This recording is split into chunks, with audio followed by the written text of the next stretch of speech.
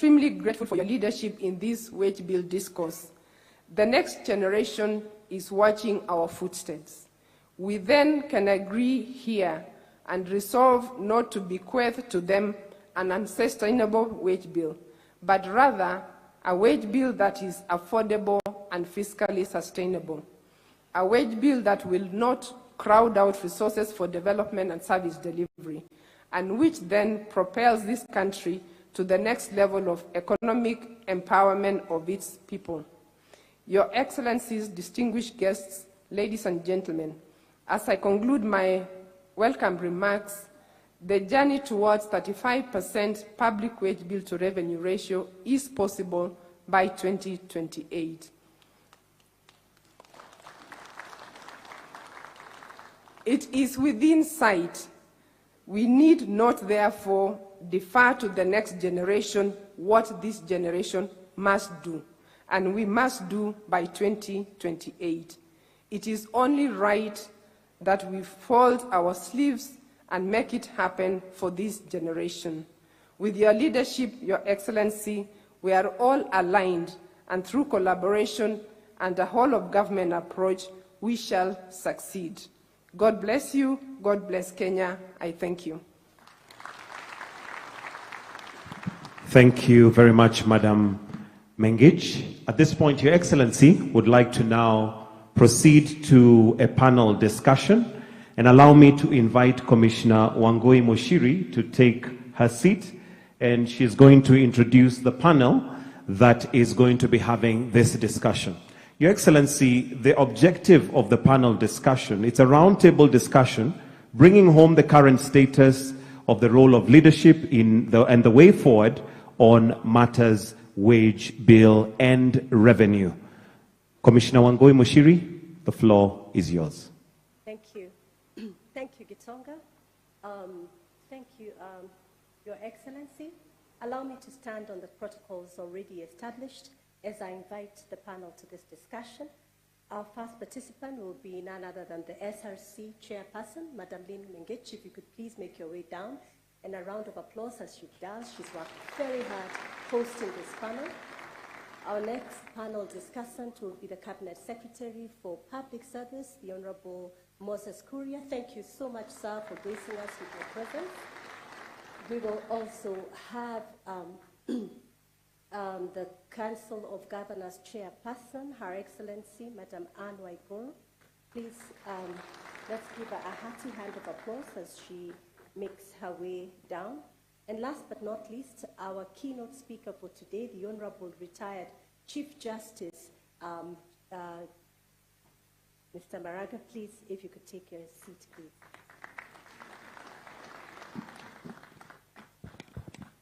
Thank you, sir. And as we do, if we could kindly be upstanding for the really key chief guest today as he takes his seat.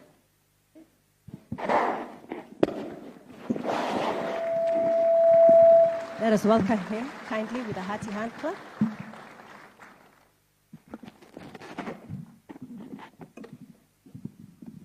Thank you.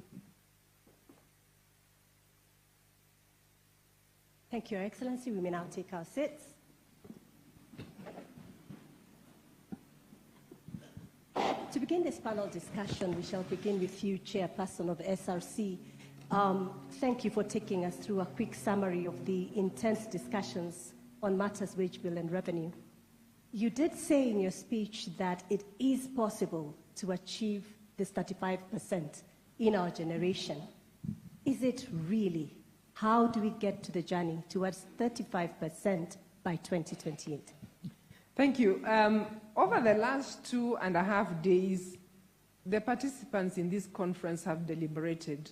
And the reason why I said it is possible, it's because of what the participants have agreed. It's not what we have said as SRC we must do. And I just want to share with you very quickly some of the discussions that makes me say it is possible. The first reason that was given is that we need to focus on the denominator. That is the productivity side.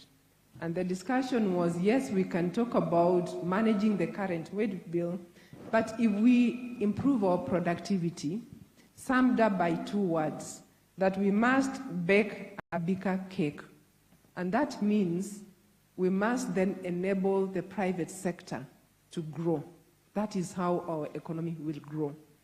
It was also summarized by expand more with less. Can we achieve more with the resources that we have? Whether it is financial resources, whether it is human resources. Let us do more with less. We then got presentations from Malaysia, South Africa, and they shared their journey. And we were therefore convinced that not only is it possible, but the impact is really positive to the economies that have embraced productivity. Back home, we were also encouraged that our own institutions have begun the journey. We got presentation from KenGen and the Kenya Bureau of Standards and the Ministry of Health.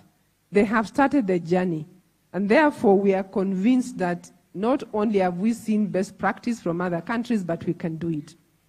Now, secondly, there was discussion around employee numbers, and that as a developing country, we will still need to recruit in healthcare, in education, in security. So if we must continue to recruit, and yet we have a wage bill issue, then we've got to do something around how we are managing the staff establishments that we have today. So these delegates agreed that we must relook at our staff establishments. Number 3, there was a lot of discussions around duplication of functions, duplication of roles, duplication of mandates. But the question that was asked in the end is, what happened to the previous reports? Abdul Kadir report was mentioned several times. What happened? And the question the delegates asked is, will we be back here 2 years down the line to ask the same thing? And it was then agreed that action must be taken now. We do not want to come back and ask the same one. Now, the other issue that was discussed at length is waste of public resources, that there is a lot of waste. If we can just be more accountable and manage the resources we have, we may actually not have a wage bill problem. Are we managing our resources, lastly? And lastly, question about culture. We acknowledge that every year, Auditor General, Controller Budget, they release reports. But what happens to these reports? Are we accountable? The presentation shared our statistics on where Kenya is ranking on corruption. We looked at where Kenya is ranking on productivity. We looked at statistics on how citizens rank services in Kenya, whether they are receiving services as expected. And we could actually see that there is a problem.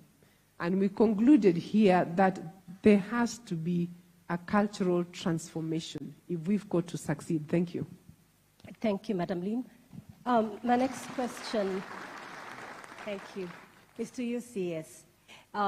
There's been a lot of talk about activity versus input, output and outcomes. As the custodian of public service measurement in this government, what is your take on Kenya's model of performance contracting and performance management? Are we measuring the right things? Thank you, Wangui. I look at it from 2 fronts. One, performance management is much more encompassing than performance contracting.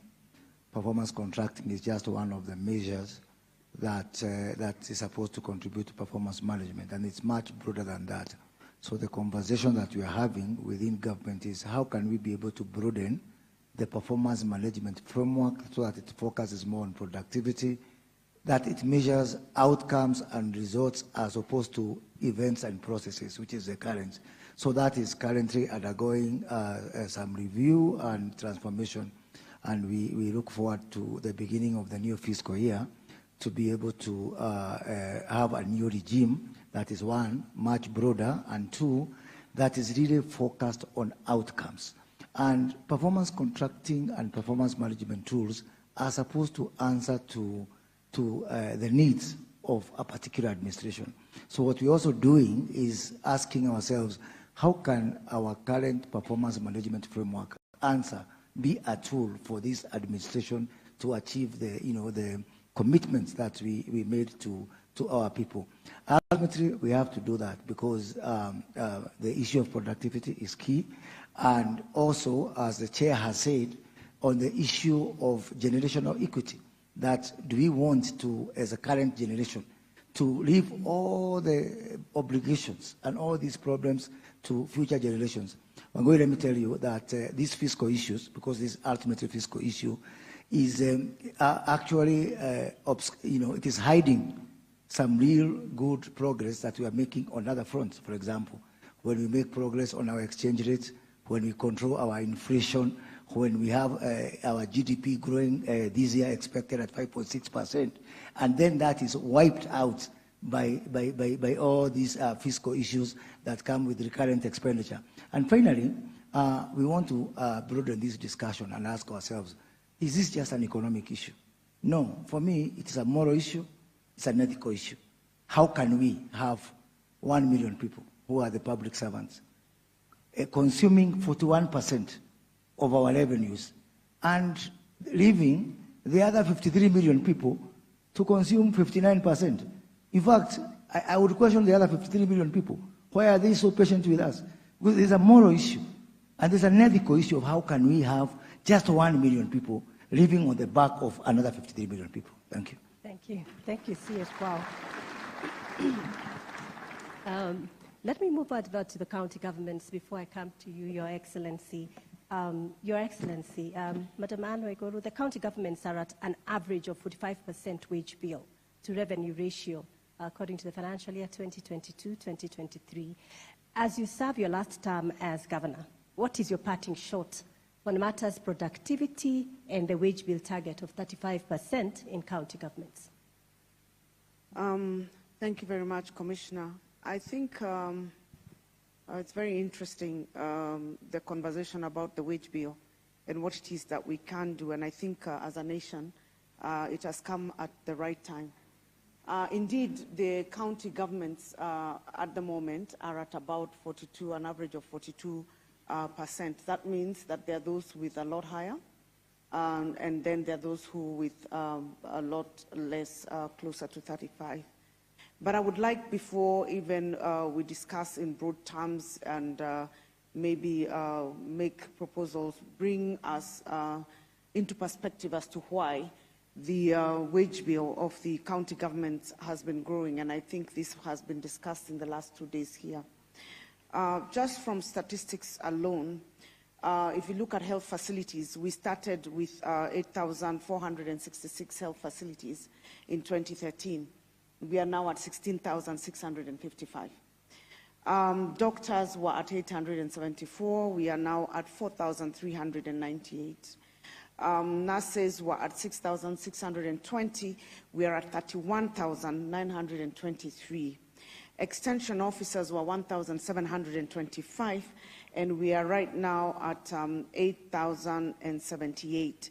And now we have started the UHC program. We are going to increase and include our CHPs into the wage bill. And therefore, with all that and the payments for NSSF and all, this is very critical that we have this conversation of how do we achieve all this, because the things that I have mentioned are indeed critical.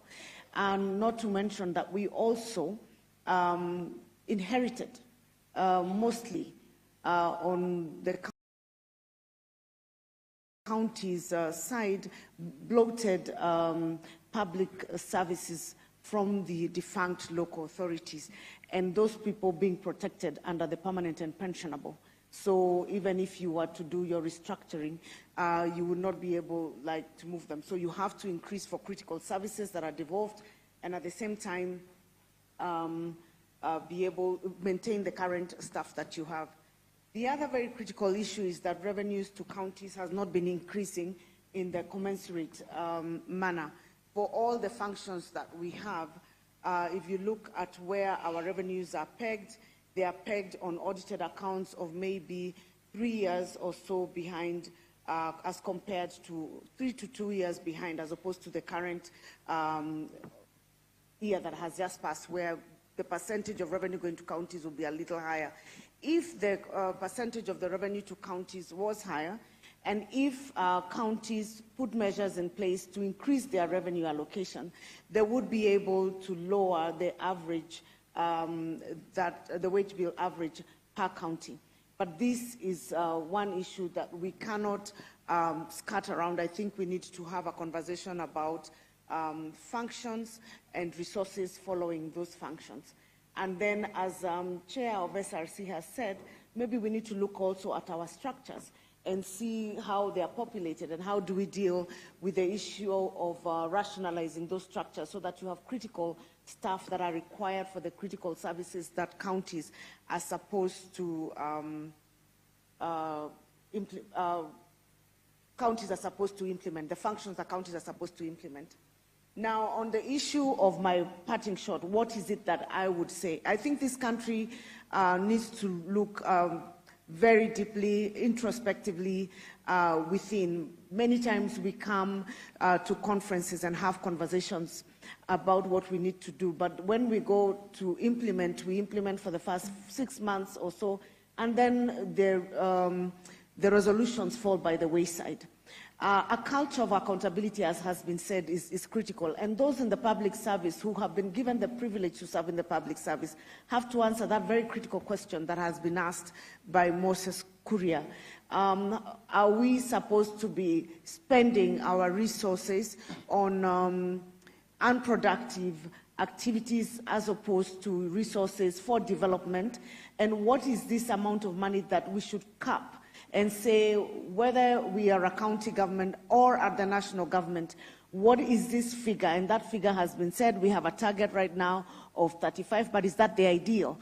And finally, inculcating a culture of productivity. I will say in this panel, Your Excellency, if we checked the productivity of the staff, both at national and county level, and especially the middle to lower cadre, you will find that the productivity is very low, because you will find one job that can be done by one person is probably being carried out by 3, 4 people.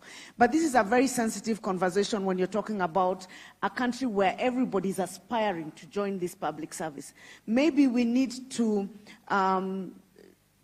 culturalize our people and change the perspective of our people so that we are not all looking to join the public service, and as Chair mentioned, maybe start focusing more on the private sector and informal sectors. And finally, once we set up the structures, once we have them running, maintaining those structures and holding those in leadership accountable, and for us, mentoring, coaching, and passing the skills to younger people so that they understand where we came from when we came to this decision, so that we are not rolling back the gains that we have had. Thank you.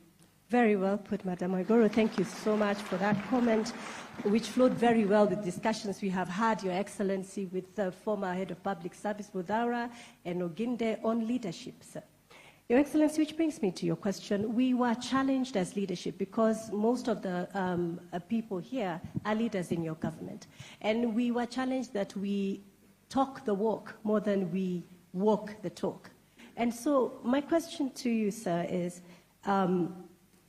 when we are surrounded and reports have come through of wastage of public resources, wastage in public institutions, impunity, and largesse, give us your thought, Your Excellency. How can we set the tone on accountability, but also consequence management in public service? Thank you very much, Wangui. And first, let me congratulate the teams that have brought together this conference. I remember we met at the request of the SRC to put together this conference so that we can reflect on the 2 summits that we had before and how much progress has been made. As has been said here, there has been progress. Came down from 51% wage bill to revenue to 46 now, And we aspire to deal with this challenge in the next 3 years to bring it to 35. And the success of any country, the success of any plan or initiative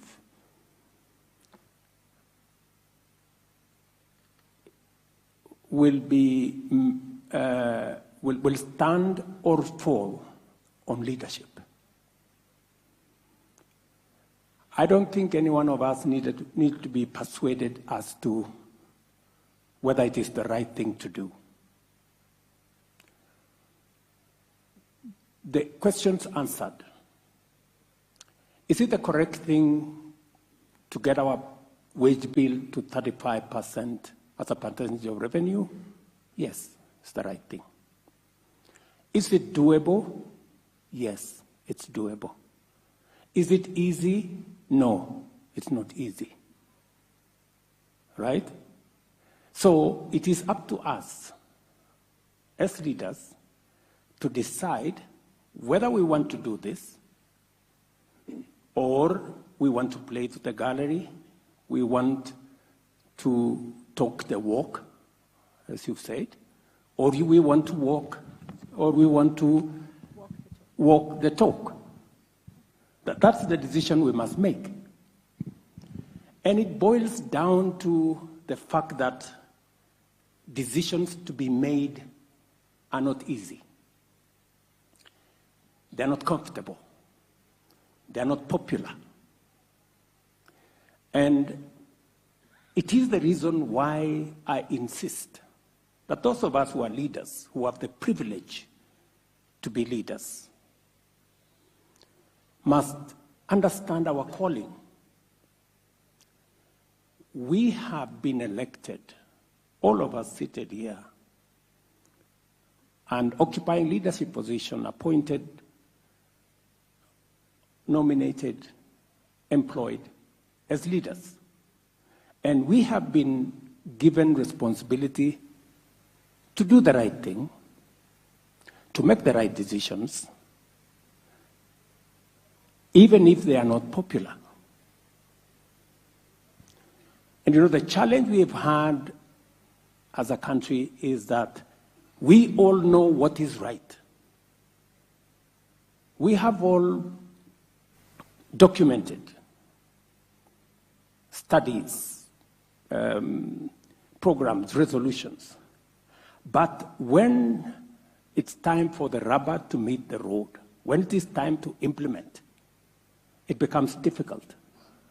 We have talked about the Abdikadir report. We have talked about the various resolutions of the wage bill before. But we must get to the point where those of us who are privileged to be leaders must be ready to lead, to serve, to make a difference, and not necessarily to be popular. We have a choice to make. And if you want people to clap for you all the time, if you want to be a popular guy, you have an option. You can be a comedian.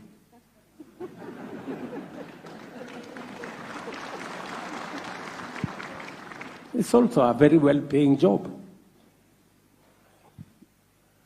And it boils down to some of the, let me give you two examples. You have a whole cabinet minister. We are having a conversation about drug abuse, alcoholism.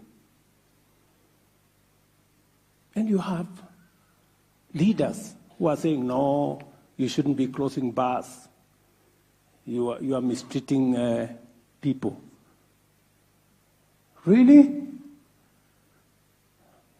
Okay, because what are we chasing? Popularity.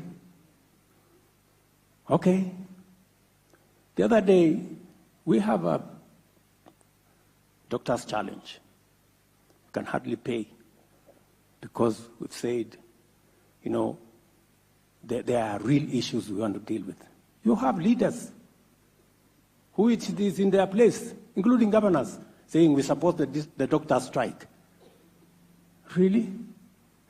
If you support the doctor strike, pay the money they are asking for. I mean, so we must stop chasing what is popular. We must go after what is right. And so,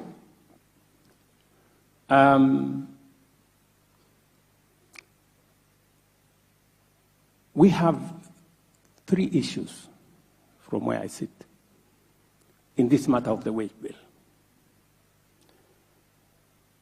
Number 1, we must deal with the numbers.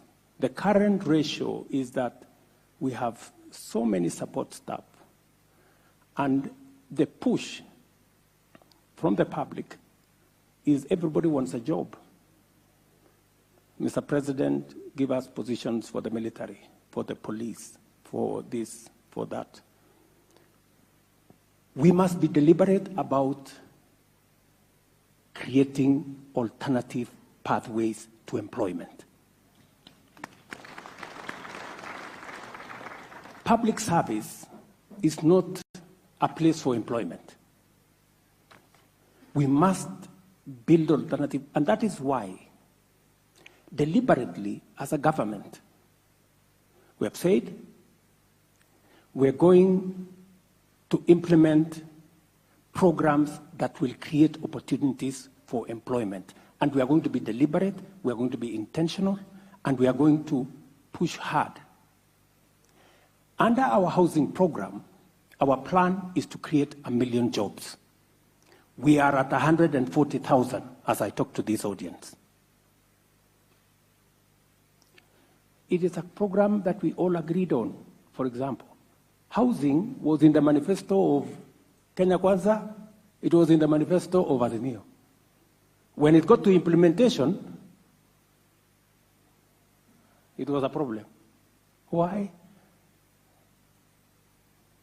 Because we want to be popular. When do you know what the right thing is? We are going to be intentional and deliberate because it is the way we are going to create jobs and not load on Kenyans under the public service. Number 2, we've changed the law. I've signed a new law I've signed the new legislation into law. We're going to create opportunities in the digital space. There are tremendous opportunities in the digital space. That way, we can create alternative pathways and not overload public service. We're going to export our labor. We're going to create jobs in our special economic zones. On Friday next week, I'll be in Athi River with American companies who are bringing 20,000 jobs to Kenya because we've given additional incentives on our special economic zones. It is the direction we must go as a nation. I want to encourage us. We have millions of young people out of school, out of college, out of university. They deserve employment opportunities. We owe it to them as a nation to create opportunities for them. It is not in the public service. The public service cannot accommodate all of them.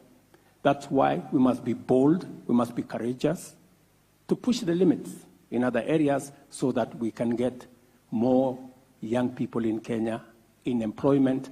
They will contribute to baking a bigger cake, as was said by the chair of SRC. I also see an opportunity for us to enhance our revenue, because if you are talking of wage bill as a percentage of revenue, we must also look at how do we raise revenue? How do we make sure that counties are looking at own source revenue. How are they collecting more money? How do we digitize Kenya Revenue Authority? I want to confirm to the country that we are well on course. I believe that we can raise an extra 500 billion, if not an extra trillion, just by digitizing the Kenya Revenue Authority and getting money that currently we are not getting. It is possible for us to support our counties to raise more money so that we can have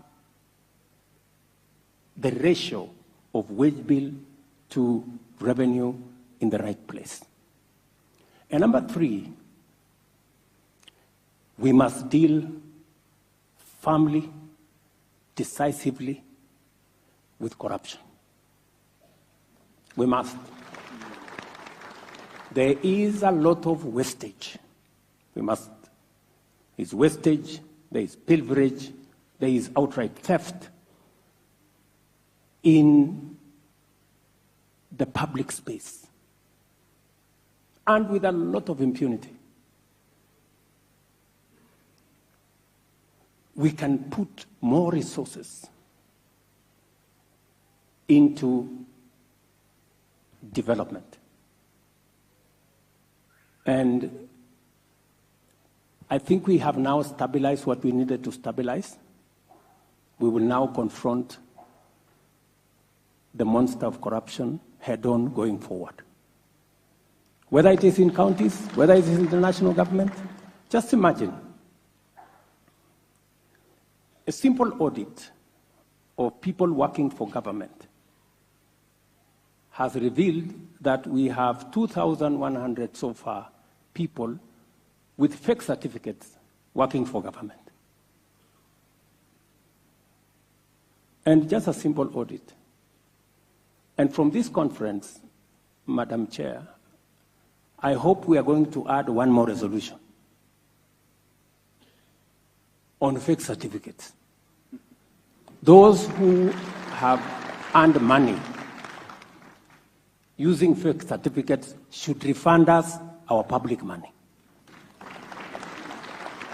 Isn't it equivalent to obtaining by false pretense or something? You know? And those who are in government offices today with fake certificates, they should leave.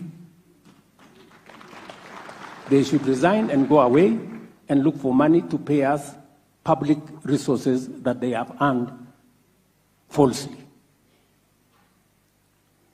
And that chain continues. That chain continues. Good people, we just must do what we must do. And for your information, I intend to do it. Yes. And I am ready to take the consequences. I'm already Sakai, so there is no problem. If the country is going to get where we want it to go, I don't mind names. Yeah? I don't mind names. So long as we get the country where it should go. So, I don't know whether I've answered your question, but that is my position. I know we have set a target of 2028, Madam Chair. I think it's doable earlier. I think we can do it earlier. We can at least review it by 1 year, down by 1 year. We can do it by 2027. I think it's doable. Because we are burdening the next generation of Kenyans. And you know, speaking to the matter Moses mentioned, that 1 million of us who are working, we are taking away 1.1 trillion of the 2.2 trillion we collect. So 1 million of us. And you know the irony of this is that when we are asked, those of us who have the privilege to earn from the taxes of Kenyans, we are asked to contribute 1.5% so that other Kenyans can have a job, we have a big problem. Not forgetting that there are another 50 million Kenyans who earn nothing, as we earn something. And they pay taxes the way we do. Surely, good people. At least us, we have the privilege of earning something. We are being asked to make a contribution. Those ones, they pay taxes, they earn zero. And they are still around. And they are not complaining, as we are complaining. Really? So this is a conversation, the honest conversation we must have as a country. And I intend to lead from the front on this one. Thank you. So, Thank you, Your Excellency. We are not going to sacrifice progress on the altar of popularity, and we are going to make radical measures, take tough choices to achieve what we must. Thank you, Your Excellency. A round of applause for the President, please. Which dovetails very well to you, Chief Justice Emeritus. This morning you gave us a deep dive on the conundrum of leadership. And it was clear that there is an execution gap. As you speak to the execution gap, let me challenge you also just to lean and glean from your experiences in the judiciary, that when on the issue of consequence management in public service, that we would like to move forward, as His Excellency has eloquently put it. In public sector, as we had discussed, when we have a problem, we run to the judiciary, and that case goes on for quite a while as public money is being spent. Every month, that person is still being spent. And if it is the private sector, 15-minute boardroom discussion, the matter is settled. How can the judiciary help us expedite and enable national and county governments to do what they must do in order to have an efficient public service? Thank you, Chief Justice. Thank you, Wangui. The judiciary leadership understands the role the judiciary plays in the socio-economic development of this country. You will recall that in 2003, 2004, when the performance contracting idea came up first, it was fiercely opposed by the then leadership of the judiciary. But with the new constitution and the obligations that are there, that the judiciary is exercising the authority of the people and is accountable, the new leadership in the judiciary, my predecessor, Dr. Mutunga, and the leadership in the judiciary sat down and said, look, we must comply with the Constitution. Then what the judiciary did was to sit down, get all the judges, the leadership and the representative of the judges, and say, look, we cannot have commercial disputes lying in courts for years on end, because we are holding a lot of investment funds that would go into the economy. So the question of contracting and how much each one of the judges is going to do was a thorny issue. But the leadership faced it on and said, no, this must be done.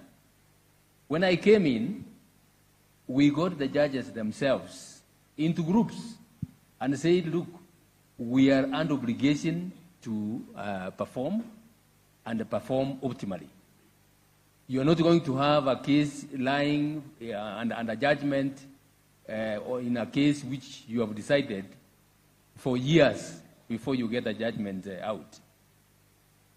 We agreed, the judges themselves set the targets.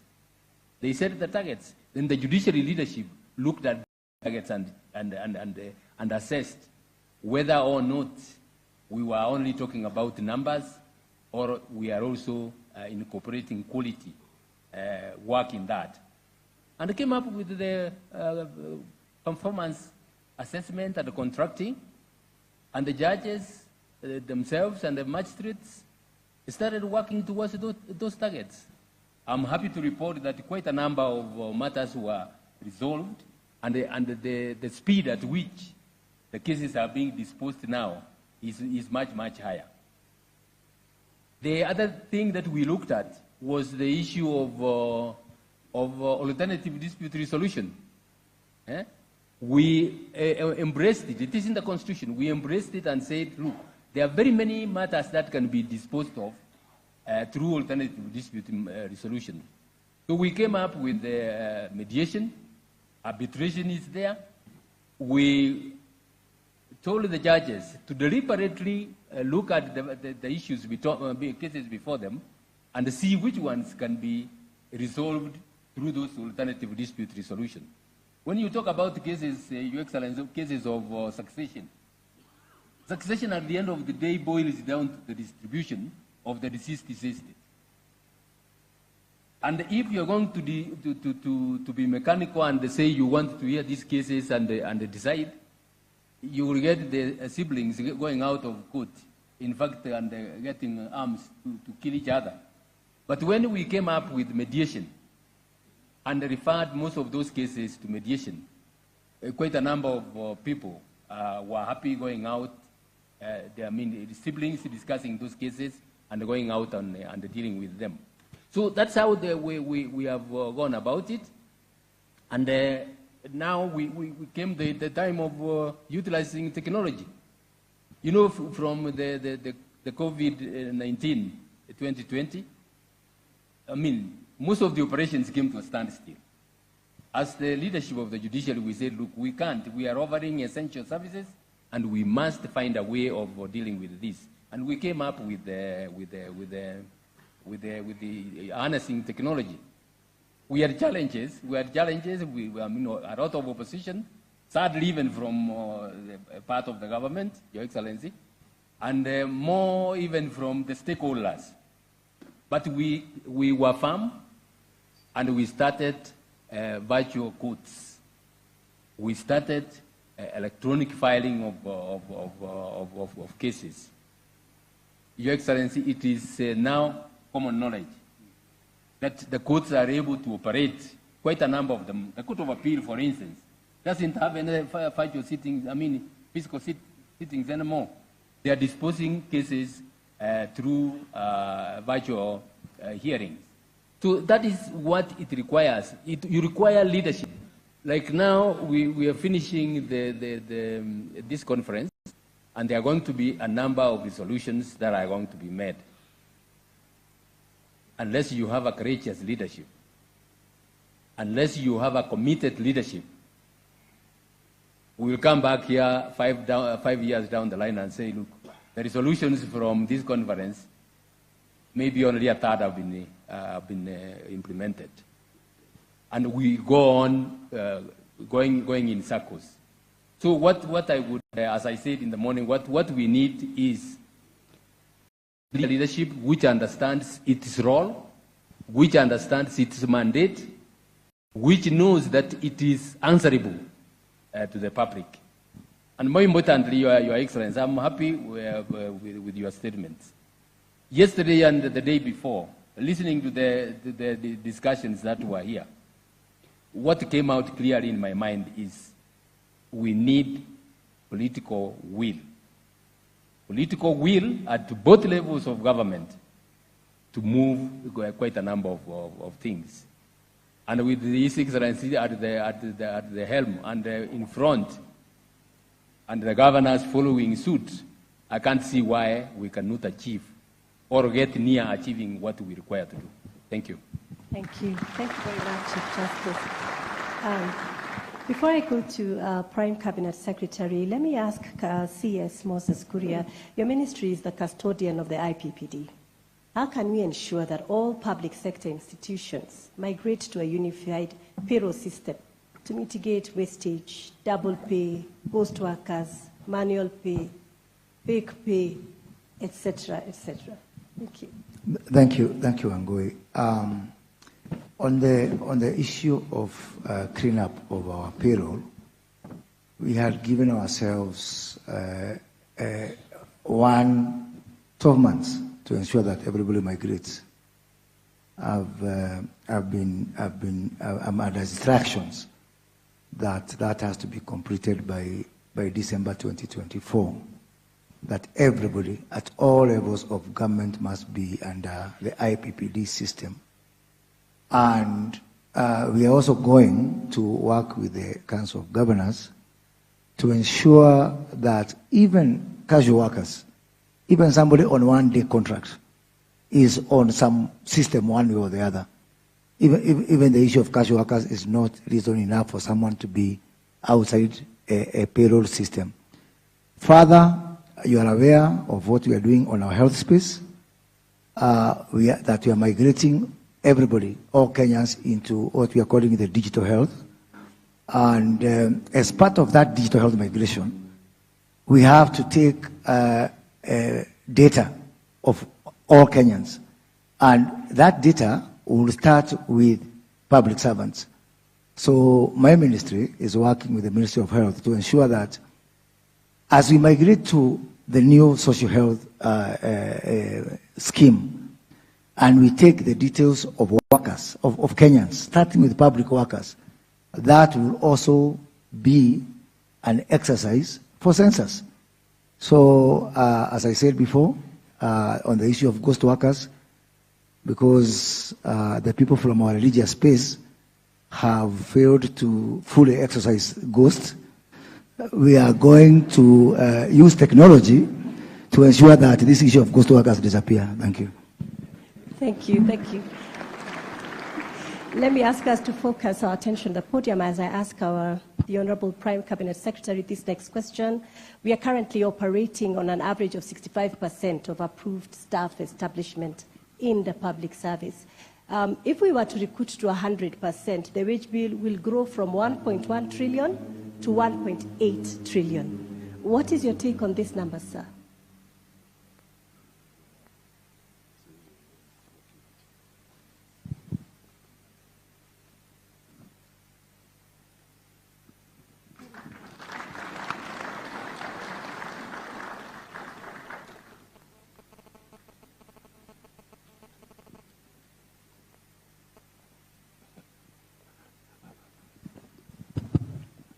Thank you. You can understand it's awkward to be speaking from that podium when the president is here. That is the quickest way to get my salary slashed. So, Your Excellency and all who are here, I'll just try and address the issue of the numbers that you have mentioned, because right now at 65%, I think we are spending 1.4 trillion, 1.1. And if we move to 100%, we shall hit 1.8 trillion. Clearly, that is not tenable. And therefore, without really repeating myself in terms of what has been said here, because I think they've been captured, it is for us to resolve to address this challenge of the huge wage bill. In simple terms, a bloated wage bill means more debt, it means more taxes. Because it has a priority call on the consolidated fund. So more wages, more debt. More wages, more tax. The president is always told, you are taxing. Messages come, listen to your people. Some of us here engage in that chorus, actually criticizing and even emphasizing that he's overtaxing. What are you doing in your own center of authority to shed off the excess weight? That should be the fundamental question here. Previously, we have had retrenchment, we have had the golden handshakes in the past, all targeted at trying to address the issue of the wage bill. So if we have to get to where we are, we then have to figure out how do we leverage on technology as a critical intervention on addressing the wage bill? How does Parliament play its role? How do the county governments play their role? And how do we prioritize our overall programs in the economy so that we do not suck the energy out of the economy by a bloated wage bill? Finally, Your Excellency, with your permission, just to emphasize that as we discuss the issue of the bloated wage bill, we must also address ourselves to what is the real wage? What is the living wage? Because if inflation continues to bite us because we are not taking quick decisions, then we shall not just be talking of a bloated wage bill in the context of numbers of people employed, but we shall be talking of a wage bill because people are trying to chase more value for their shilling, and that again eats into it. And finally, the Chief Justice is here. We must also ask ourselves, when courts make decisions, particularly the labor court, when you give awards, what is the scientific process that you have used to arrive at that wage that you're actually awarding? And what does it mean for the broader economy? I think that is my end of my comment. That is fantastic. Thank you.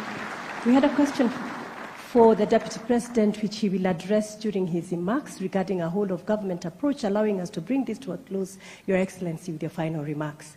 In this forum, the one thing that we deliberated on was the culture of public service. And we agreed we need to regenerate and renew our culture in public service if we are to achieve the better model that you have asked us to do. And my question is, tumesikia mambo matatu, we just want two things today. Your Excellency, describe to us in very short adjectives so that we can go back as your soldiers and we carry out those instructions. What are your expectations? How do you describe an effective public service culture? And on the same breath, what do you want us to stop doing as a public service, as far as culture is, to be effective and to achieve this 35% that we're talking about? Thank you. Bottom line, we must address ourselves to productivity. I think really, bottom line. And productivity for us to achieve comes in different facets. Number one, employing the right people to do the right job. As you've heard, we need the dichotomy of our public service. Do we have a public service that is fit for purpose? Number two,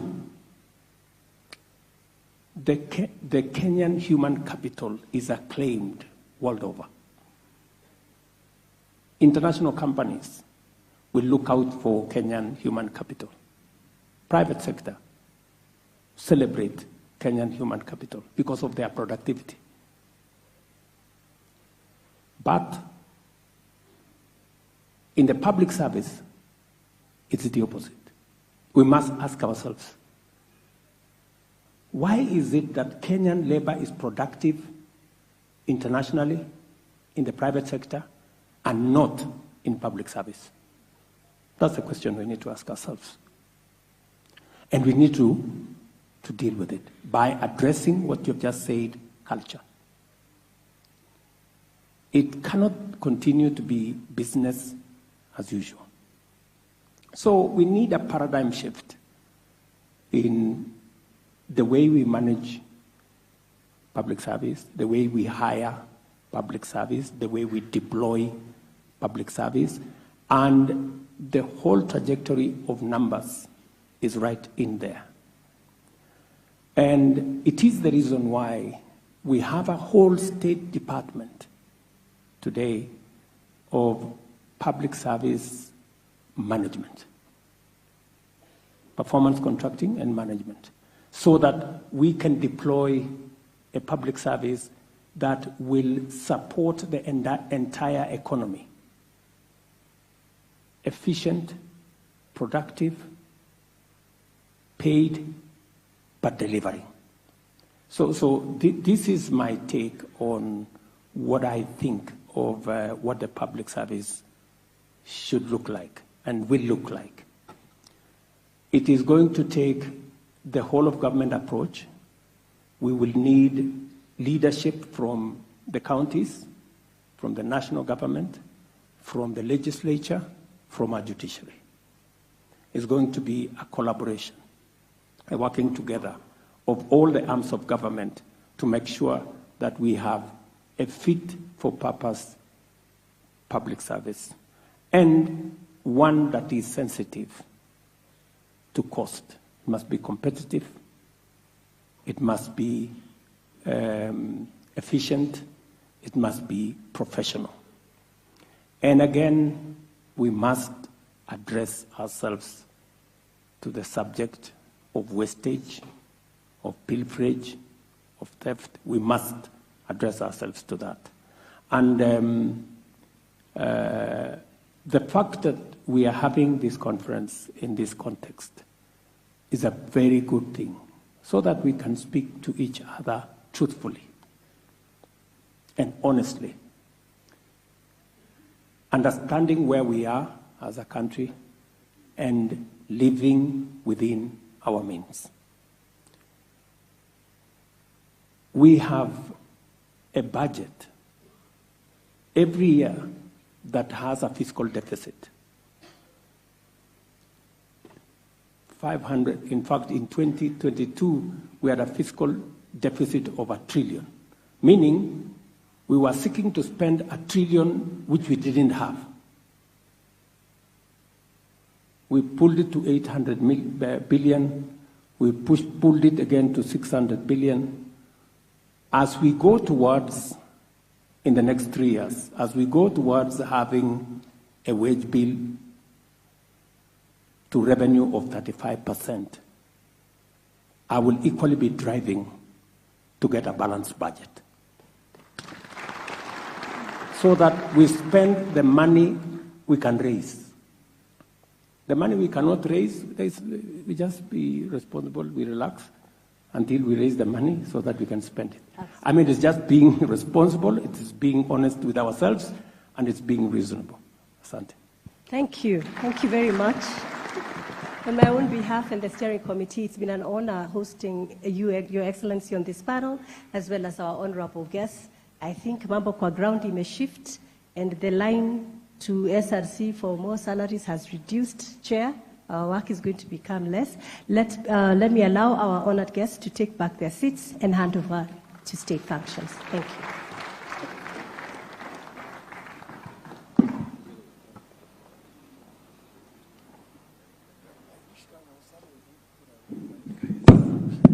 Let's put another round of applause, please, for our panelists, and also for Commissioner Wangui Mushiri for handling that panel.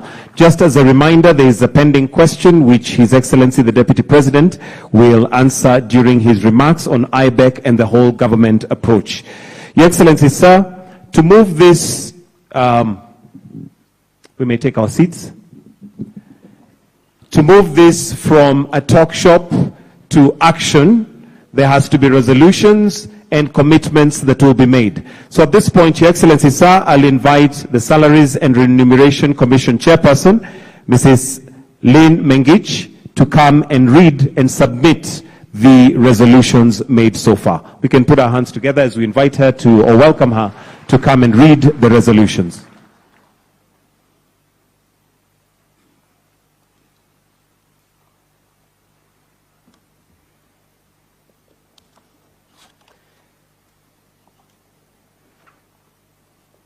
Thank you. I'm honored to read these resolutions, which is actually resolutions from all of us in this room and those who are there on Monday up to today morning.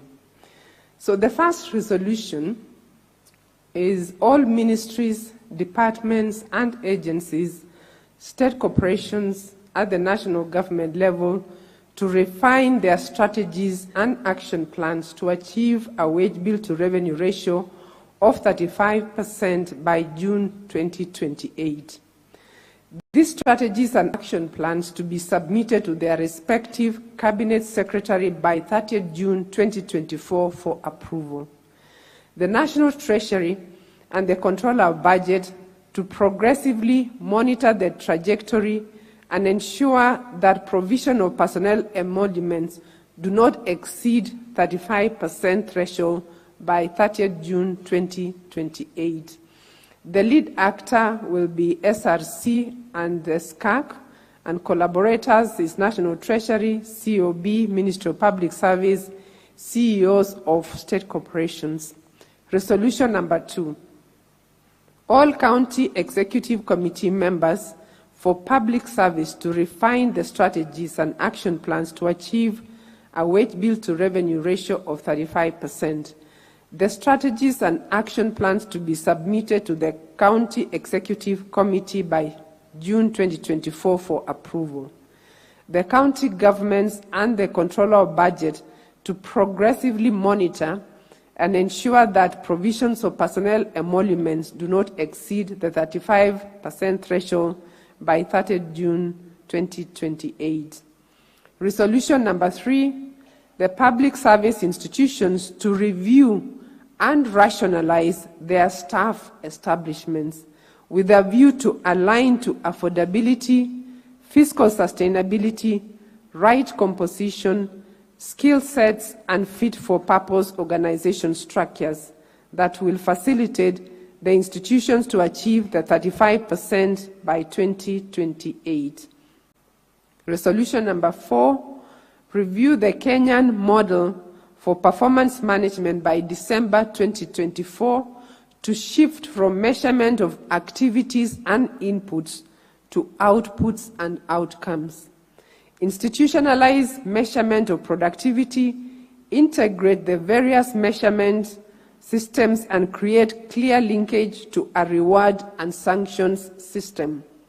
Resolution number 5, all institutions of the national and county governments to adopt and build capacity on performance contracting as an accountability tool in line with medium-term Plan 4 with effect from 1st July 2024. In this regard, public service institutions to incorporate productivity measurements, process reengineering, technology, and skills development as key drivers to implementation. Resolution number 6, all institutions at both levels of government to migrate their payrolls to the Human Resource Information System Kenya by June 2025. Further, manual, multiple, and standalone payroll systems to cease. Resolution number 7, eliminate duplications and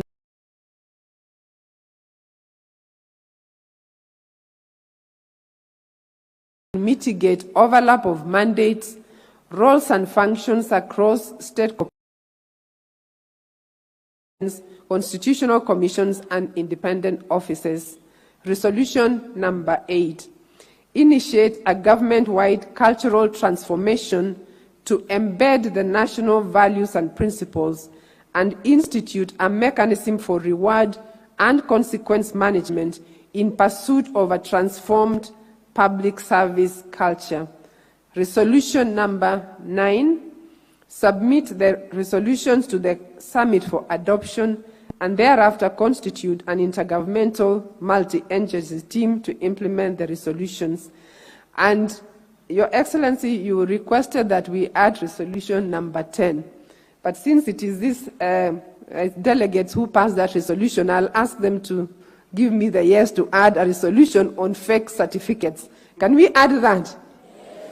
So, Your Excellency, we shall add that resolution because that is what the delegates have all agreed.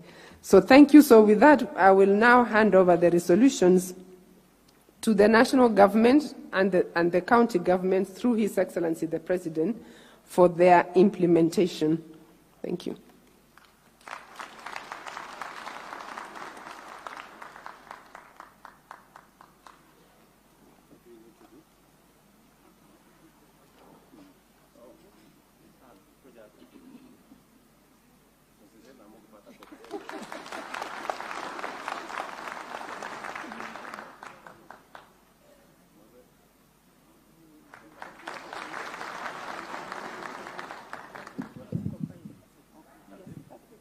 Thank you, Excellency. Next, on behalf of the county government, would like to hear their commitments. And at this point, I'll now call upon the Chair Council of Governors and Governor Kirinyaga County, Governor Anne Waiguru, to present her commitments or the commitments of the county government on behalf of the county government. Welcome, Madam Anne Waiguru. Your Excellency, the President of the Republic of Kenya, Commander-in-Chief of the Defense Forces, Dr. William Samoei Ruto, Your Excellency, the Deputy President of the Republic of Kenya, Your Excellency, Honorable Rigathi Gachagua, Your Excellency, Prime Cabinet Secretary, Honorable Musalia Mudavadi, my fellow governors present, Your Excellencies, Cabinet Secretaries, heads of commissions and independent offices, heads of institutions present, distinguished guests, ladies and gentlemen. In the past 2 days have been quite enlightening. The topics and discourse resonate deeply with the desire of the citizens of this country envisioned when they promulgated the Constitution of 2010. The dream was that quality services that are affordable and accessible will reach every corner of this nation. I am delighted to note that all key actors from the 2 levels of government who must take action for us to race towards 35% as per our theme and the broad objective of this premier conference participated in this conference. This is a clear testament that when we focus on a particular matter together, it is indeed doable. Your Excellency, ladies and gentlemen, let me add my voice and state my key take-homes from this conference, and this on behalf of my colleagues. Number 1, we should continue to strike a balance between service delivery needs and the revenue shared between the 2 levels of government. This has been ably shared by Excellency Governors. The relationship between various staff establishments and the optimal levels needed to offer the services must be reviewed so that we don't make decisions in a vacuum. Number 3, that the new or enhanced development speaks to an added human resource and has direct impact on the wage bill. Number 4, productivity mainstreaming needs to start from the top, where we as governors are committing to lead and cascade it to the lowest level, and requires also a paradigm shift in the ways we do business in our public service. Number 5, on the use of technology, that is not an option and should be a perennial discussion and also implemented. It is proven that the use of technology has many benefits, from the reduction of leakages of resources, facilitating higher collection of revenue, reduction of processes, and also the human resource. A classic example is at Huduma Center, Your Excellency, which reduced the time it takes to receive any government services. Number 6, best practices and emerging good trends are within us. We must celebrate and embrace them. Let us therefore celebrate and learn from counties and other MDAs that have consistently attained the 35%. Number 7, the mentorship and coaching is key to generational transfer of good culture that all of us must consider for impact. And finally, For the counties, we need to finalize the costing and transfer of functions that have been devolved, and as well as their attendant resources. The raft of measures and strategies discussed and agreed upon in this conference and the past conferences must continue to be implemented at all levels of government, without which we will be gathered in vain. The issue of productivity being key, Your Excellency, must cascade across even county governments. And on behalf of my colleagues, I would like to give a commitment to the implementation of the main target of reducing the wage bill by 35 to 35% by 2027. We will endeavor to do that. Your Excellency, we will also review our structures to ensure that they are aligned. We will also commit on behalf of all the governments that will also review all the staff that are working in the county governments to confirm that we also, at the level of the county governments, weed out any individuals with fake certificates. Your Excellency, that is the only way to improve our productivity. In conclusion, I would like to share from the quote by Napoleon Hill, which states that the starting point of all achievements is desire. Our desired outcome of this conference is to see the wage bill go down. This is achievable. The current administration has given us the space to thrive. Let us take advantage and prove to all the naysayers that indeed the public service is the cornerstone of service delivery. Therefore, let us take a quantum leap and huge steps to take our country to the next level. As county governments, we commit to implement the resolutions arising from this conference. God bless you, and God bless Kenya. Next, Your Excellency, we'll hear from the Cabinet Secretary for Public Service, Performance and Delivery Management, Honorable Moses Kuria, who will in turn invite the Prime Cabinet Secretary when he is done. Thank you. Your Excellency, the President of the Republic of Kenya, Your Excellency, the Deputy President, Prime Cabinet Secretary, Chair of the Council of Governors, Governors present, Cabinet Secretaries, Principal Secretaries, and all protocols observed. The Ministry of Public Service is cognizant that the issue of reducing the wage bill from the current 46% of our revenue to that 5%, it is not a nice to have, it's a must to have. It is not an option, it's an imperative. And in this regard, the ministry is also cognizant of the fact that this is not the only issue that we have to deal with to reduce our recurrent expenditure, which continues to frustrate our ambitions. As we open our balance sheet every year, we open with an irrevocable commitment to fund several programs, to fund our free primary program, to fund our free secondary program, to fund our fertilizer subsidy program, to fund our social protection, to fund our counties, to fund our NGCDF. I don't know why anybody would want to be the president of this country. Because even before we open the year, we are opening with so many commitments which are irrevocable and which are non-discretionary. So to add to this issue of the wage bill shows that we really are already operating within a very constrained fiscal space, and so therefore we must do. And in this regard, my ministry commits on behalf of national government to do 4 things.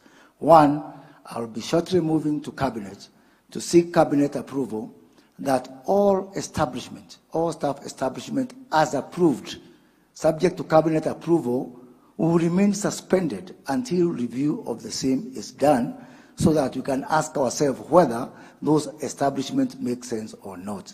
Secondly, my ministry is going to spearhead a government-wide program of looking at our processes, reviewing our processes, asking ourselves which processes are not making sense, asking ourselves which processes can be done using digitization, so that as we review our establishment, that we are able to have a public service that is fit for purpose.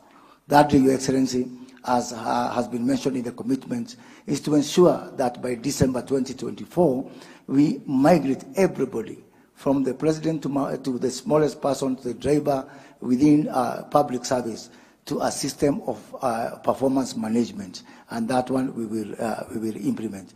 Finally, Your Excellency, is on the issue of training. All public servants must be trained. To have public servants who are not trained is like taking someone from the streets, giving them a gun, recruiting them into the police service without taking them to Kikanjo and expecting them to perform. Everyone must be trained so that we can all act in a consistent, coherent manner so as to build our value system within the public service. Thank you, Your Excellency.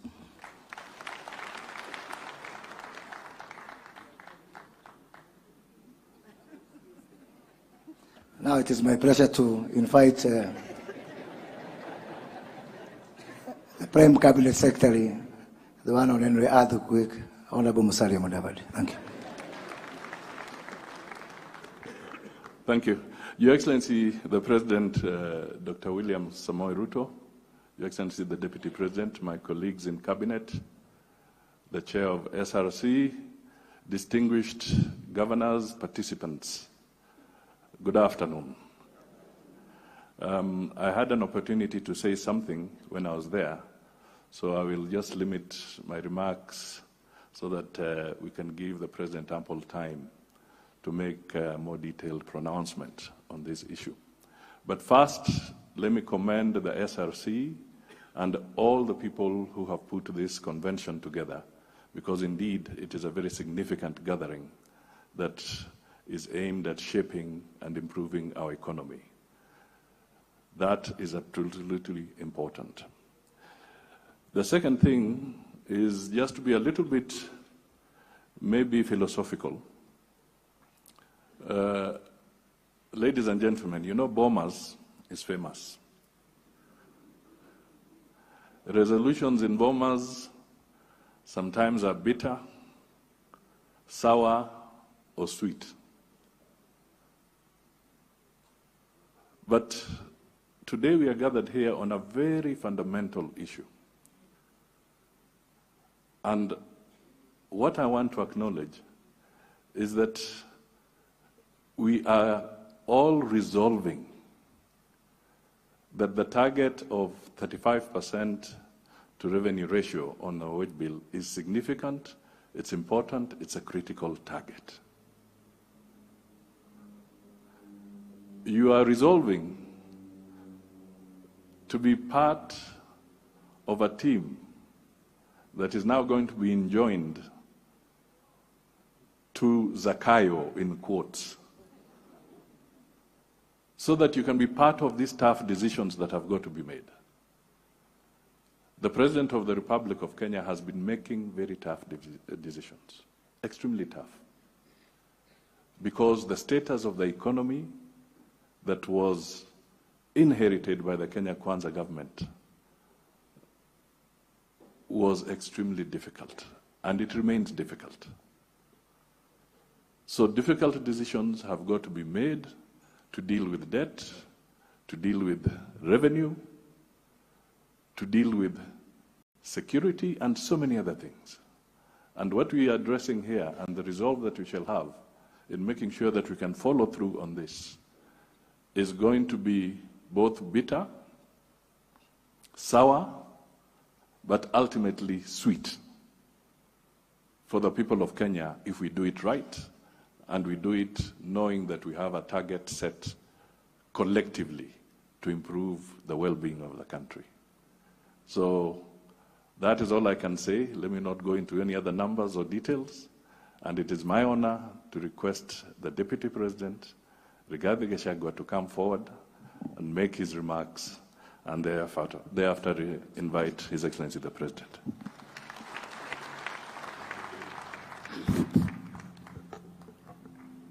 Your Excellency, the President of the Republic of Kenya, Dr. William Samoei Ruto, all the distinguished participants, all protocols observed, good afternoon.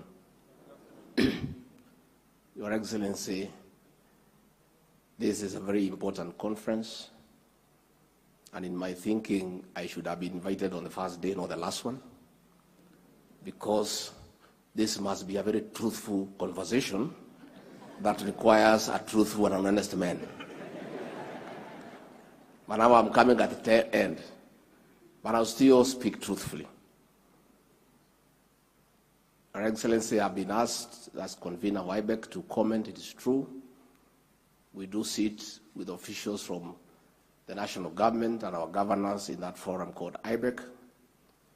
And the truth of the matter is that the wage bill among our counties sometimes is between 47% up to 70%, which is contrary to the PFM Act of 2012, that caps at 35%. This situation is not sustainable, and that is the truth. And Your Excellency, most of these people seated here are not very truthful. Despite that they are clapping these resolutions, my own engagement with them tells me differently. In my duty as coordinator of constitutional commissions and independent offices, which you have given me, and it's a great privilege, I receive many complaints and petitions against this or that commission. 98% of all the complaints and petitions that I receive are against the chairperson of the Salaries and Remuneration Commission.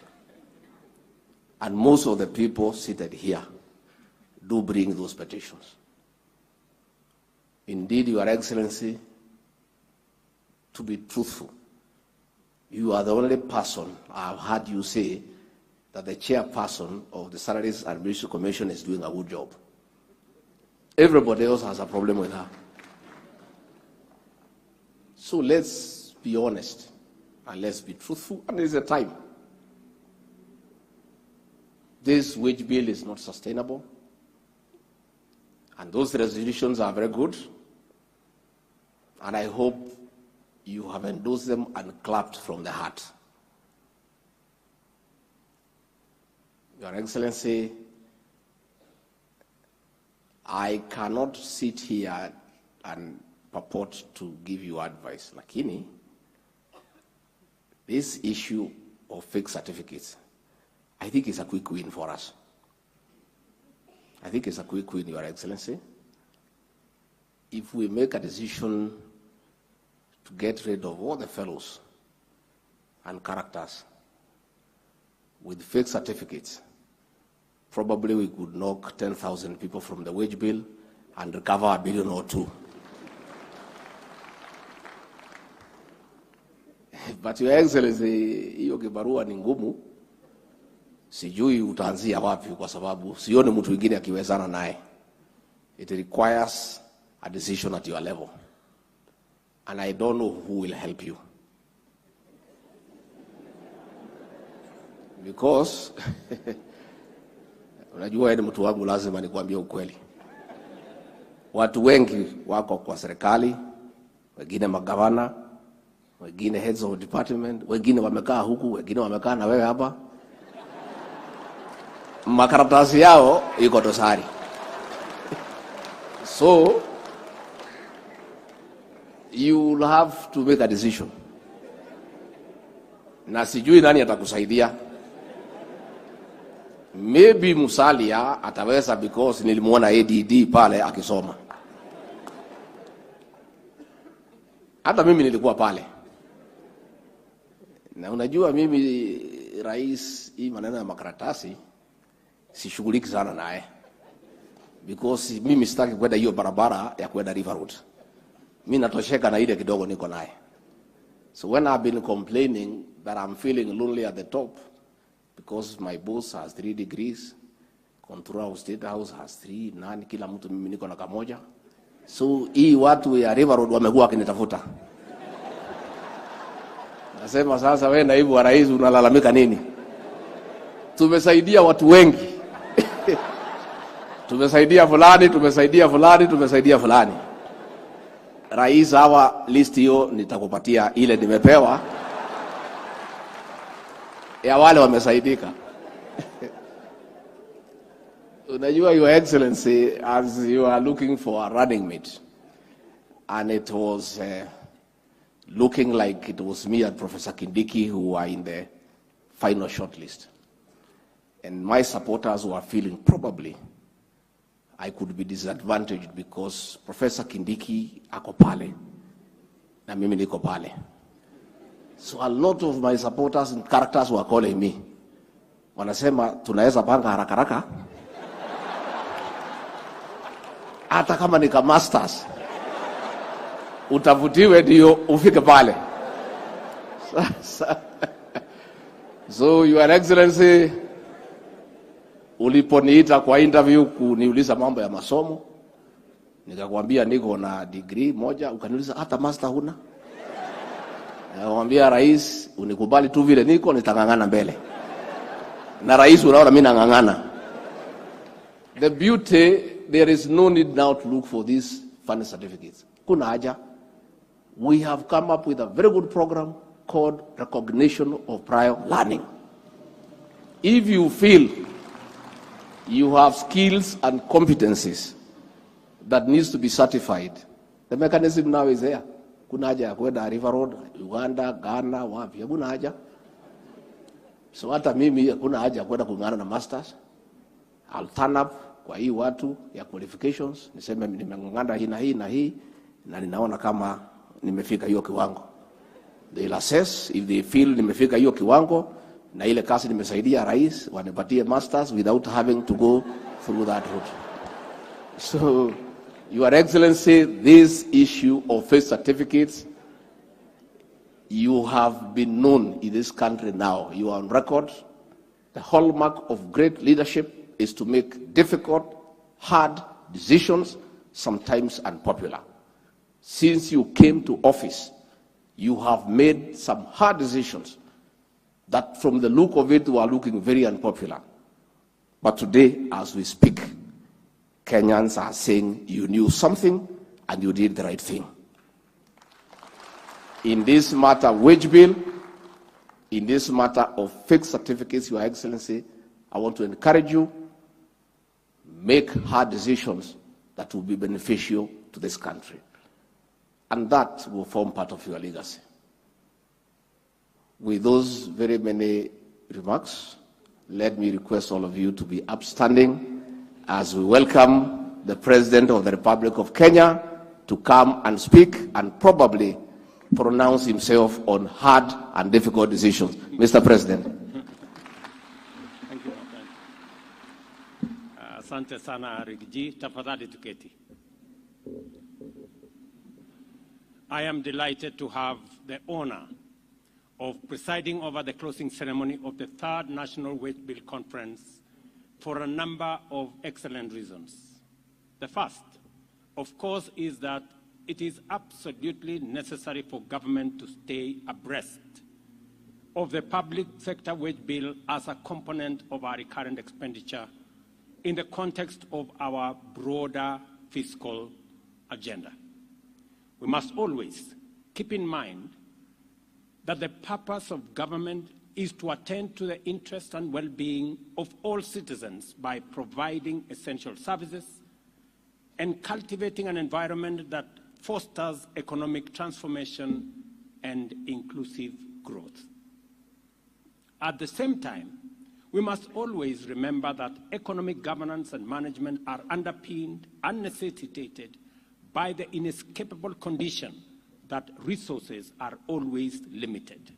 Our development needs many, and our strategies robust and ambitious.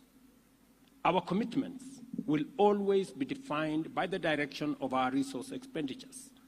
And the question always is, are we throwing public resources into a bottomless pit, or are we making sound investments that will anchor growth and create opportunities for many, if not all? This reality is the fundamental question which follows us whenever we concern ourselves with any aspects of public finance management, and which is always answered one way or another by our budgets, whether it is at the national, or at the county level.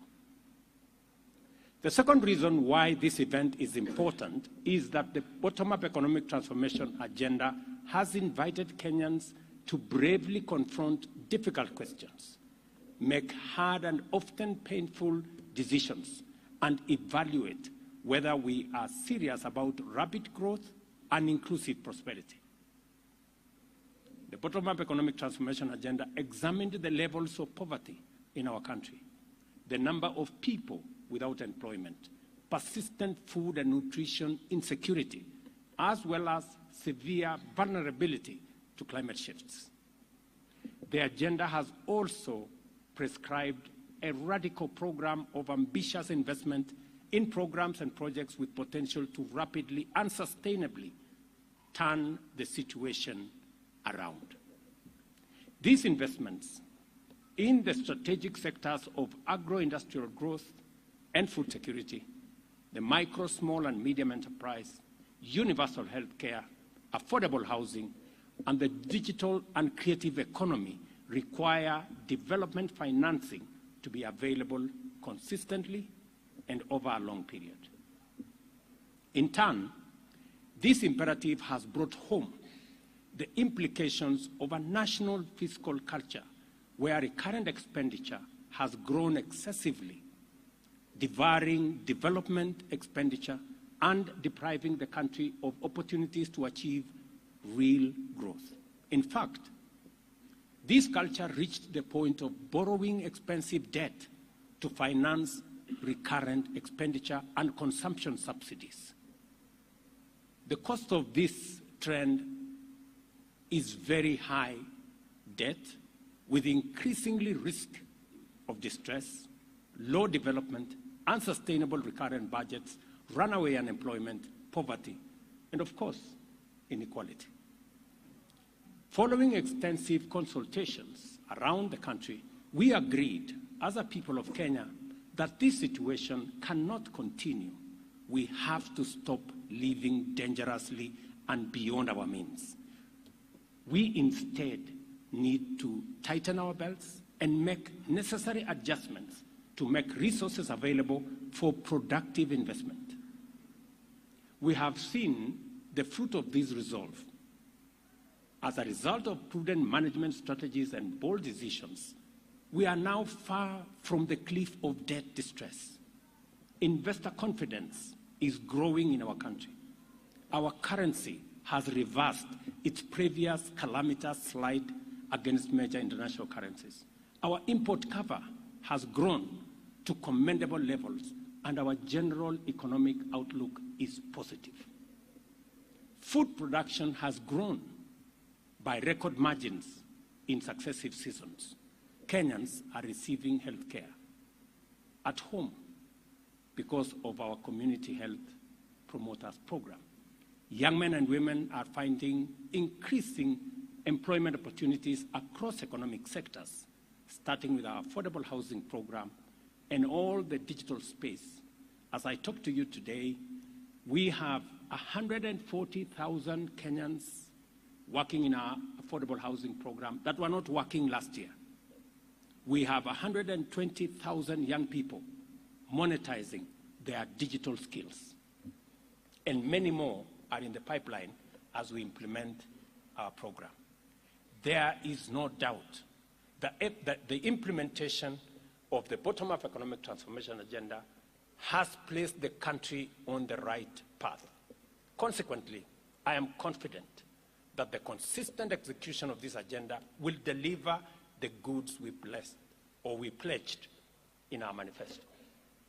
The Constitution mandates the government to ensure that public expenditure promotes the equitable resource and development of the country. The Salaries and Remunerations Commission is mandated to continuously monitor the fiscal sustainability of public compensation bill, the ability of the public sector to attract and retain best available skills, recognize productivity and performance, as well as transparently and fairly adjudicate on matters which bill. I know as my deputy has said, if there is one organization that is not very popular, it is the Salaries and Remunerations Commission. They have a problem with the legislature. They have a problem with the executive. They even have a problem with the judiciary because everybody expects more pay. I want to encourage our legislature. I know they have tried in the past to limit the budget of the SRC as a punishment. I want to encourage them to be more patriotic.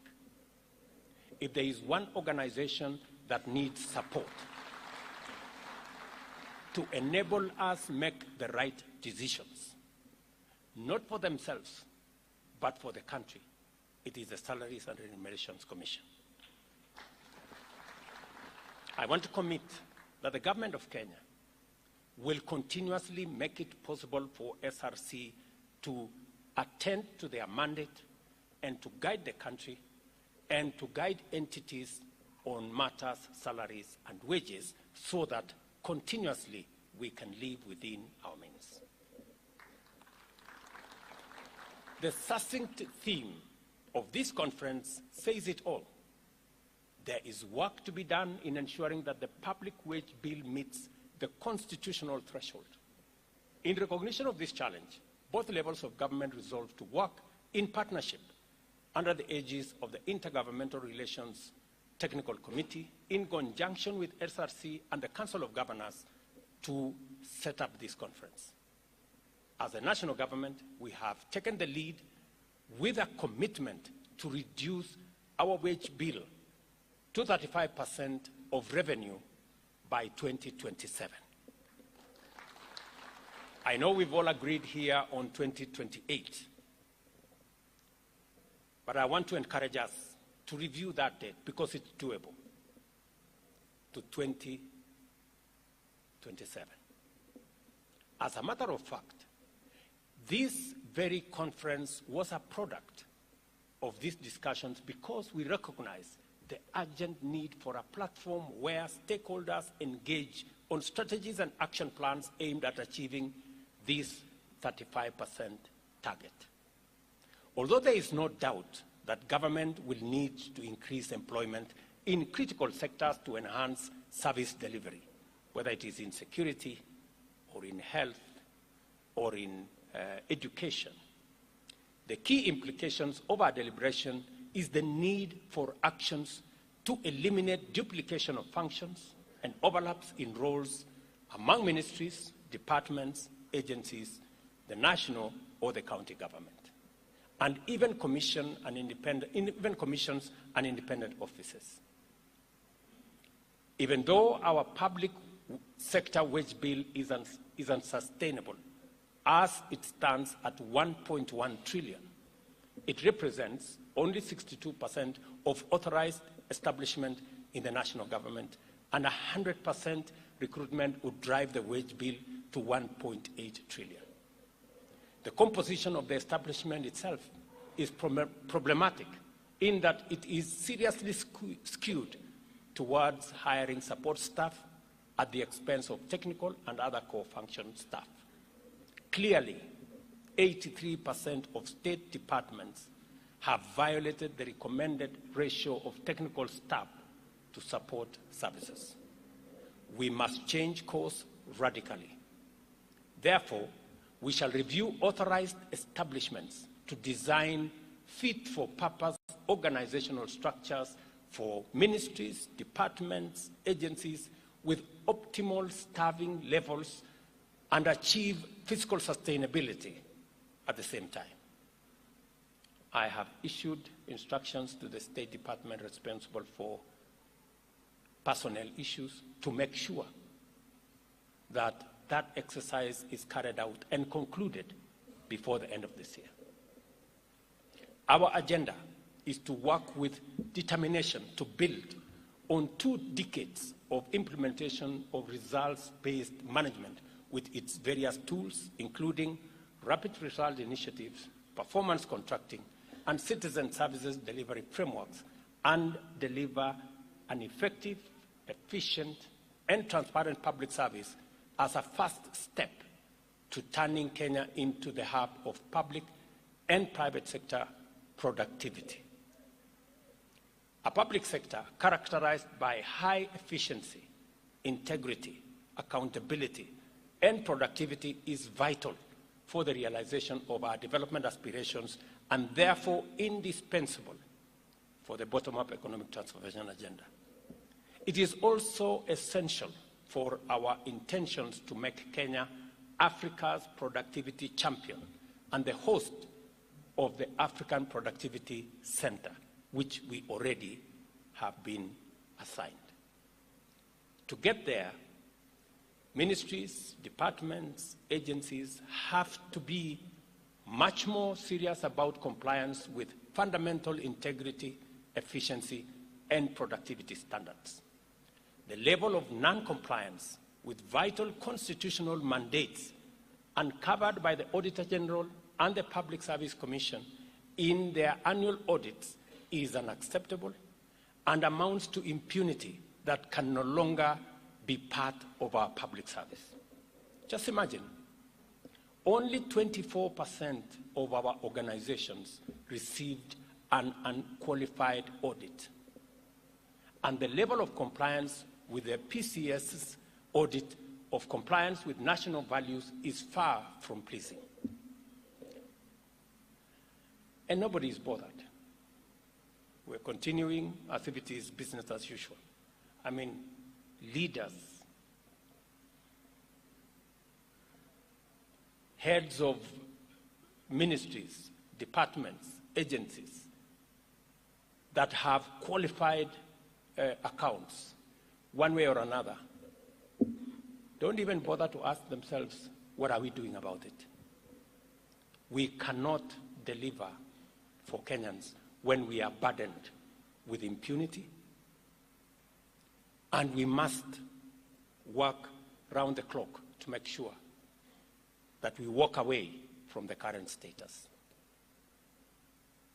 Let me again repeat, we cannot deliver for the people of Kenya when we are burdened with impunity and wounded by non-compliance. I want to see reports outlining corrective actions in respect of both audits within the next 21 days. And I expect radical improvements in future audits. It cannot be business as usual. If your accounts are qualified, I mean, you cannot just expect that, okay, it is qualified, so, I mean, you must do something about it. And so I'm expecting a record in the next 21 days of, so what? What are you doing about it? It is true that as a public sector, we have an obligation to secure the best skills in the market to serve its citizens. To do this, the terms of service must be attractive and reasonable enough if they cannot outcompete the private sector. Over time, we have made progress in raising the condition of service for all levels of public sector employees. And this fact cannot be denied. In fact, in some instances, the public sector pays better than the private sector. However, this progress was part of a journey which began at the time when public sector compensation was significantly lower than private sector remuneration. The objective was to bring the two categories, public and private, within a reasonable range, not to sustain a practice of perpetual increment. It is a mistake, therefore, for anyone to take the sacrifices Kenyans have made to improve the welfare, working conditions, and compensation of those of us in the public sector as creating an entitlement to automatic enhancement of remuneration regardless of fiscal sustainability or urgent development needs of citizens. It is a tragedy for highly educated professionals to make unreasonable demands in the face of economic hardships and fiscal constraints and at the expense of legitimate needs of other citizens.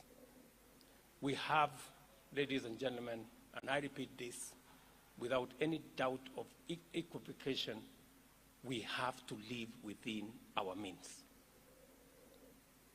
It is just as simple as that.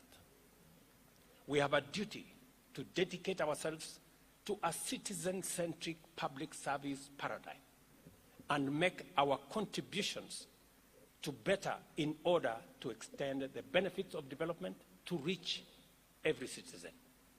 Let us be patriotic servants and diligent professionals. I commend the institutions which have won the Wage Bill Accountability Awards for setting a worthy example for the rest of the public service. They just confirm to us that it is possible. So if anybody doubted, they have demonstrated its feasibility. And I congratulate them and I tell them, keep it up.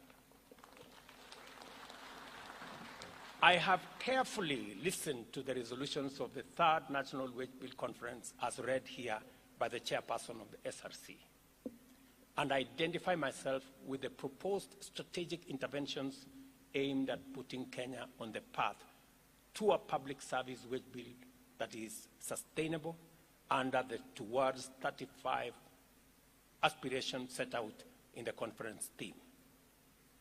Let us collaborate and remain committed to implementation, because that is where the test is. We cannot fail if we work together in the spirit of patriotism, partnership, and teamwork. The government of Kenya remains committed, available, and determined to support every institution in implementing these resolutions. We must therefore get to work immediately and remain on the job until it is done. We have, ladies and gentlemen, a unique opportunity to achieve radical and lasting positive change in our country, whose effects will last for generations. This is why we must remain focused at all times, collectively. The third annual Wage Bill Conference, which we have privilege to attend at this moment in our history. And I am confident that the next time we come here, we will be reporting progress. As I have requested, Madam Chair, that the job that we have assigned ourselves, bringing down the wage bill from 46%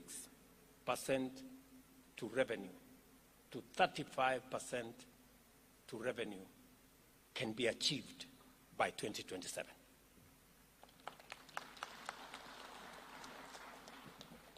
There are agencies, parastatals, institutions that have already achieved this without the target we have set. They confirm to us that with commitment, with determination, with courage, we can achieve this sooner than even 2027. We need to work collaboratively, we need to work together and see to it that every agency pulls their weight. And as I have said, already the 2,100 identified people who have been earning government wages and salaries with fake certificates, so that to Susumbuane, they should just refund the money we pay them as salaries and wages, so that we stop the games. Otherwise, EACC, DCI must move with full speed to recover public resources that were spent on these people. Let me also announce here that those who have fake certificates working for government at any level, please surrender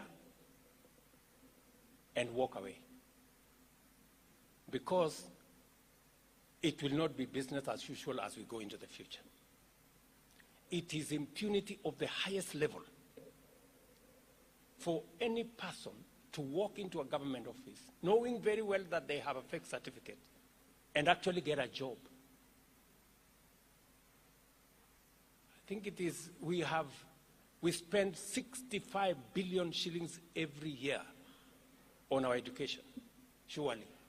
You should be able to take advantage of the 65 billion shillings we spend and get the 650 billion Kenya shillings every year we spend on education. You should be able to take advantage of the 650 billion we spend on education and get yourself a proper certificate.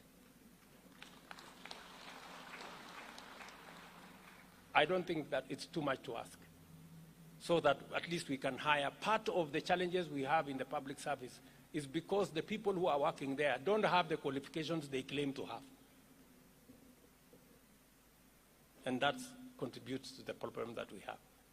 But finally, let me congratulate the Salaries and Remuneration Commission, the Council of Governors, and all that have participated in this conference, that we are harmonizing our strategy, we are collaborating, we are working together to make sure that we take our country to the next level. And I am very confident this country is a country of tremendous potential.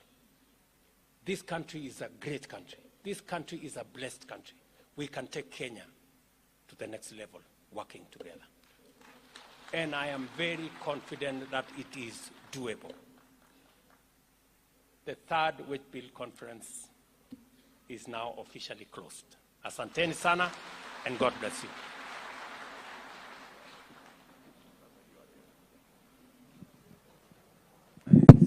One more round of applause for His Excellency, please.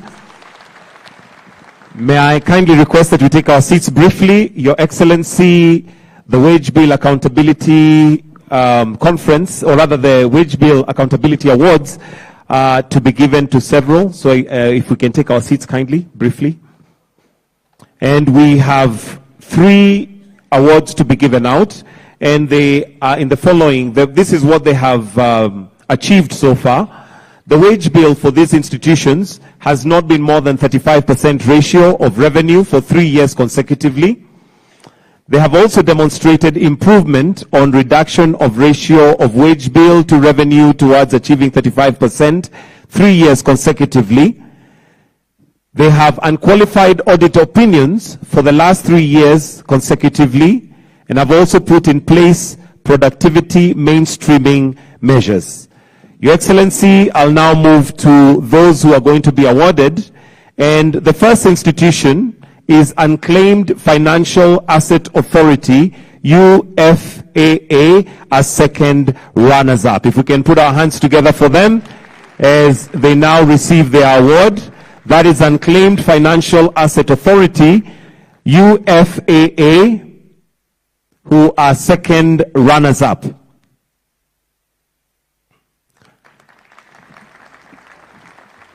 First runners-up is the Kenya National Qualifications Authority, KNQA. Put our hands together for KNQA, first runners-up. And the winners, Your Excellency, is Insurance Regulatory Authority, IRA.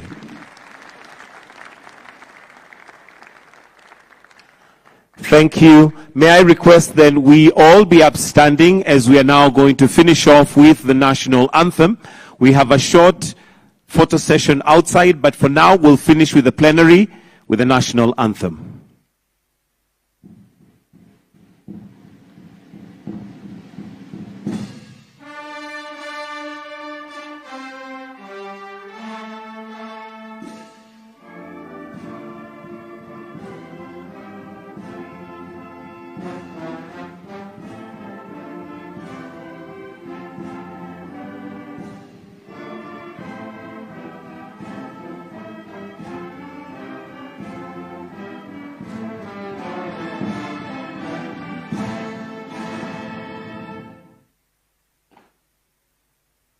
And with that, Your Excellency, we've come to the end of this plenary session. We'll request that we remain standing as we allow His Excellency to retreat at his own pleasure.